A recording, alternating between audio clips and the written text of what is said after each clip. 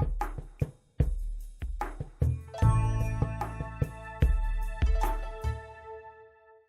very warm welcome to you for our next teaching. And theme I have chosen, which is a very Lenten theme, is 5 steps to deeper righteousness this Lent. What lies at the heart of Christianity is a fundamental truth. And the truth is that Christianity is not about becoming newer. So it's about renewal. And Lent is a time, an appropriate time, when we go through this transformation. As you perfectly know, I have suggested to the parish these 5 steps. I call them 5 movements of our heart.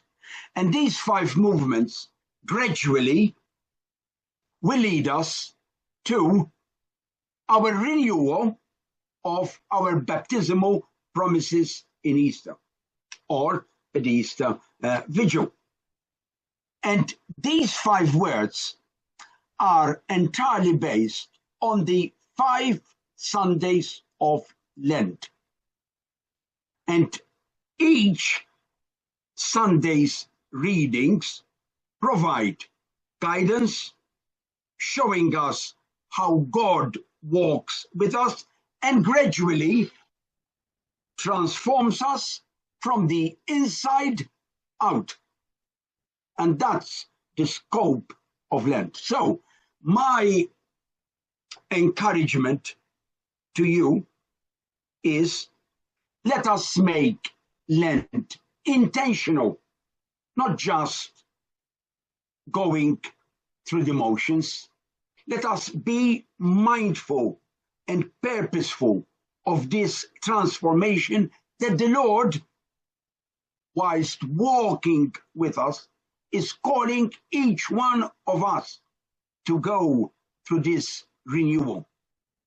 In Matthew 5:25, and we had this gospel a few weeks ago, Jesus in the Sermon on the Mount says, unless your righteousness exceeds that of the scribes and Pharisees, you will never enter the kingdom of heaven. What can we make of this key quotation from the Sermon on the Mount?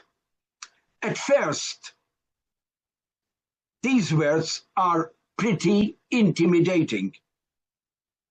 It may seem as though Christ is demanding stricter fasting, long prayers, flawless behavior, perfectionism, moral perfectionism. But that is not what Jesus means. He is not calling us to do more religious acts or to follow rules strictly, more strictly. He is not asking me for outward perfection, but what he is saying, he is calling each one of us for inner transformation, a true change of heart. And that's at the heart of the Lenten season. As you all know, the Pharisees focus on external behavior, appearances, measuring righteousness by compliance and public image. Jesus is calling us to a deeper, heart-centered righteousness, one that begins in the heart. So the most important thing in this Lent is to align my heart with and its desires with God's love. And that's the crux of the Lenten season. It is about becoming, as I said, new from the inside out. He's not asking us to appear better. He's inviting us to become new. So, if we want this renewal, I'm suggesting these 5 words. And the 5 words, as you perfectly know, I'm sure you will have read them in the church and you have seen them. The first one is trust. Trust is the beginning of this journey. And as I've been mentioning in my homilies, Lent is about restoration of my trust in God.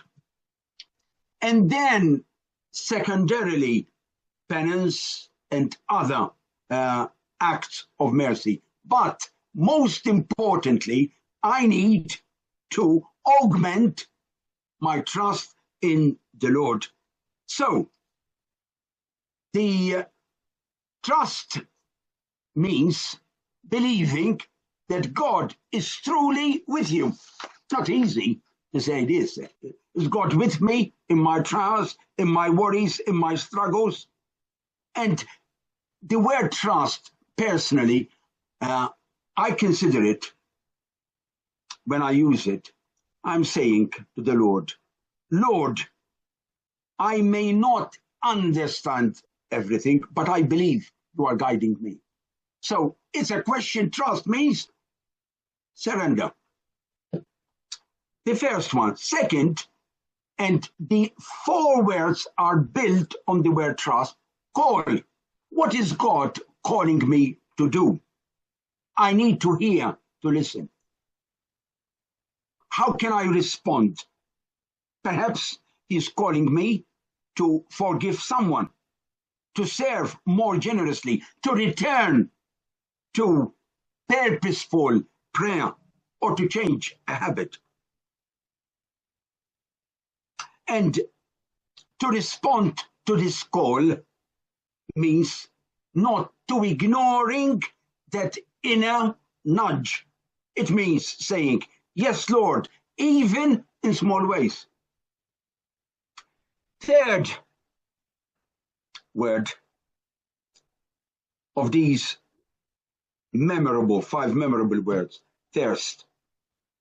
And by thirst, I need to recognize my spiritual need.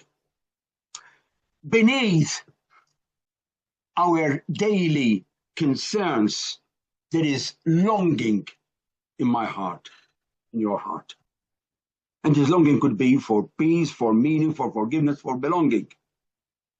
But sometimes, how do we satisfy this thirst? How do we quench this thirst? By satisfying not our real desire, our godly desires, but we try to satisfy them, this longing, with success, comfort, distractions, approval from others. So after thirst, we've got another word, which is sight. And sight is self-examination. You make an examination of your life. And when you examine yourself, it's not just you look for the weaknesses only, but also for the gifts. And you notice, when you have this examination of conscience, you notice patterns of behavior. And once you recognize patterns of behavior which are not aligned with God or ungodly behavior, you then ask for healing, and you allow God to work in you. After sight, we come to life. Now, what do we mean by life? As I grow in trust, respond to God's call and admit my thirst and gain clear insight or sight, something changes inside me, within myself. And you begin, and I begin to live differently. And you can feel this. You have got less disturbance of mind and heart, more compassion, more courage, more hope. And this is not just future eternal life. You start living it here and now. It is new life now. That's what our scope of Lent is, to have this new life, new creature. And when you have this life, that absolutely prepares you to renew your baptismal promises at Easter with sincerity. Why? Because you are truly living as a disciple. So these 5 memorable words create a clear spiritual journey. Trust, call, thirst, sight, and life. And Lent, they tell us that Lent is not about putting on a religious show or simply following external practices. Instead, it is about let me allow God to change us from the inside.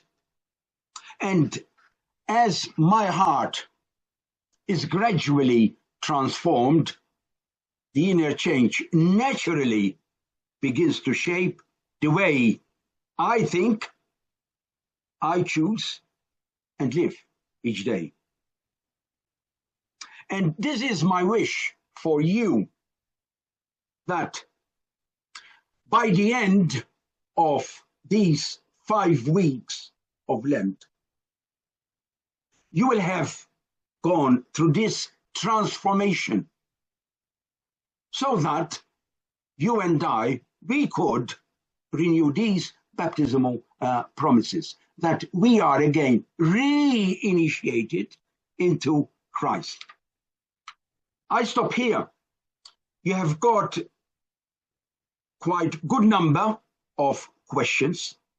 I leave it at your discretion, and but I really ask you to address whatever you would like to address of these questions. This teaching is very, very practical. And when I have chosen these words for our Lenten journey, my scope was not being better or becoming better, but becoming a new creation. And as I have started this teaching, I will finish this teaching with the same assertion, which is what lies at the heart of Christianity is new creation. I hope you enjoy your discussions, and let us address these questions with all honesty. And that's another word for Lent. We allow honesty. When we are facing God, we allow him, or we answer his question with honesty and sincerity and frankness. God bless.